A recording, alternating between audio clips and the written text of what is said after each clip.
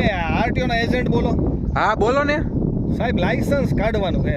કોનું કાઢવાનું હે? છોકરાનું, મોટા ભાઈનું, તમારા બાપાનું કે પછી દાદાનું? મારો એક મિત્ર છે. એટલે મિત્રનું કાઢવું પડે? હા. હા તો કેટલા વર્ષનો છે મિત્ર? મિત્ર અત્યારે હજી 15 વર્ષનો જ છે. અરે ભાઈ 15 વર્ષે લાયસન્સ નો નીકળ્યો, ખાલી લર્નિંગ જ નીકળે.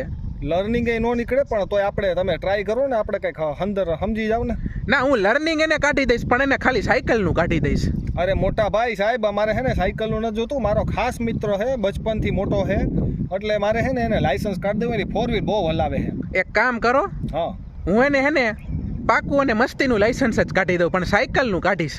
સાયકલનું નથી કાઢવું. તમે તમારે જે લેવાતા હોય ને ટેબલ નીચેથી આપણે ઈ કરી નાખશું, પણ તમે લાયસન્સ કાઢી દો. ટેબલ હેઠેથી ભાઈ હું કોઈ દી લેતો નથી. ટેબલ હેઠે વળવામાં મારી કમરમાં હબક આવી જાય. હા તો ટેબલ ઉપર છે ને ટમેટા લેતો આવી છે, ટમેટાને અંદર નાખી દે.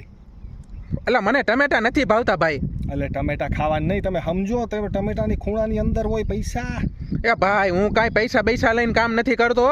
એટલે તો પછી કાંઈક લાયસન્સનું કરો ને સાહેબ. આને શું બહુ તકલીફ થાય છે. પણ હું એને કહું તો હું કાઢી દઈશ લાયસન્સ, પણ સાયકલનું. તો આવે ડોક્યુમેન્ટમાં શું જોશે? ડોક્યુમેન્ટમાં એનું ચૂંટણી કાર્ડ હશે ને તો જ કઢાય. હા તો એની પાસે ચૂંટણી કાર્ડ તો નથી, આધાર કાર્ડ છે. આવો ને પછી કંઈક થાય. પેલા મારે છોકરાને જોવો જોઈએ. તો તમે ત્યાં હો ને ઓફિસે જ? હા આવો. આવી હાલો.